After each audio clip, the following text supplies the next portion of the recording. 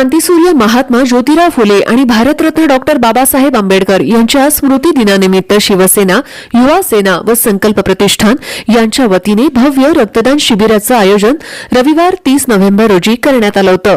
प्रभाग क्रमांक 34 निलेश भाऊ, राधिकाताई दशरथ गिरमे यांच्या सिंहगड रोड अभिरुची मॉल येथील शिवसेना जनसंपर्क कार्यालय इथं आयोजित या रक्तदान शिबिरामध्ये युवकांसोबतच महिलांनी देखील उत्स्फूर्त प्रतिसाद देऊन रक्तदान केले.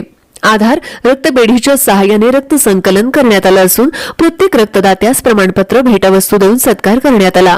फुले दाम्पत्यांना भारतरत्न मिळावे हा प्रस्ताव राज्य सरकारने केंद्राकडे पाठवला असून त्या योग्य निर्णय होऊन लवकरच महात्मा फुले यांना भारतरत्न सन्मानानं गौरवण्यात येईल, असं निलेश गिरमे यांनी यावेळी सांगितलं.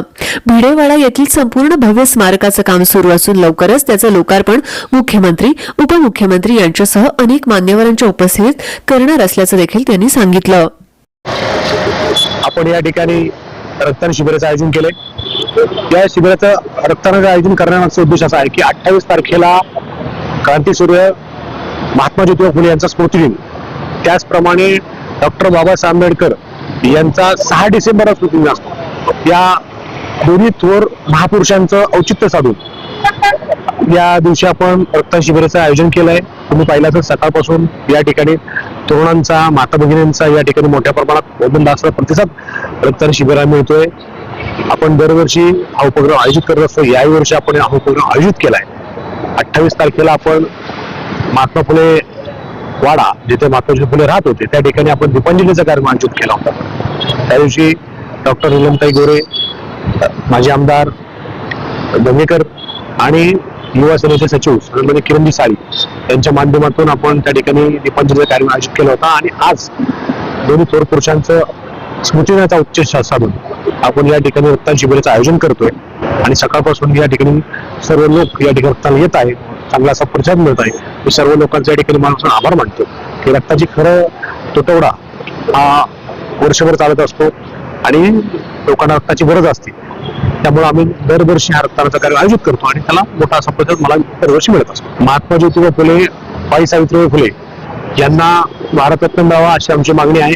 अशी आम्ही मागणी वेळोवेळी राज्याचे सन्माननीय तत्कालीन आत्ताचे मुख्यमंत्री आणि देवेंद्र फडणवीस आणि माजी मुख्यमंत्री आणि आत्ताचे उपमुख्यमंत्री सन्माननीय एकनाथ शिंदे साहेब यांच्या माध्यमातून राज्य सरकार एक ठराव केला आणि त्या ठरावामध्ये महात्मा ज्योतिराव फुले व आई सावित्रीबाई फुले यांना भारतरत्न द्यावा अशी मागणी त्यांनी केंद्राकडे केली आहे. आणि ते लवकरच ते पूर्ण होईल अशी माझी देखील अपेक्षा आहे. कारण का त्यांनी शिक्षणापासून ते महिला शिक्षण करण्यापर्यंत असं फार मोठं काम या दोन्ही महापुरुषांचं आहे. आणि डॉक्टर बाबासाहेब आंबेडकरांचं उल्लेखनीय कार्य आपल्या सर्वांना माहीतच आहे. त्यामुळे या थोर पुरुषांच्या मार्गदर्शनाखाली, आशीर्वादाखाली आम्ही या ठिकाणी असे वेगवेगळे उपक्रम, समाज हिताचे उपक्रम आपण राबवत असतो आणि त्याला उदंड असा प्रतिसाद मला जनतेतून मिळत असतो. जी भिडेवाडा म्हणून ओळखली जाते त्याचं काम आता जवळजवळ 50 ते 60% पूर्ण झालंय. संपूर्ण स्ट्रक्चर या ठिकाणी उभं झालंय आणि आता काही दिवसातच त्याचं आपण उद्घाटन आपण या ठिकाणी ठेवणार आहोत. आणि भव्य असं स्मारक दगडूशेठच्या समोर, जिथं मुलींची पहिली शाळा आई सावित्रीबाई फुले यांनी क्रांतीसूर्य महात्मा ज्योतिराव फुले यांनी चालू केली, त्या शाळेचं लवकरात लवकर आपण या ठिकाणी उद्घाटन आपण या ठिकाणी राज्याचे उपमुख्यमंत्री, राज्याचे मुख्यमंत्री यांच्या हस्ते या ठिकाणी आपण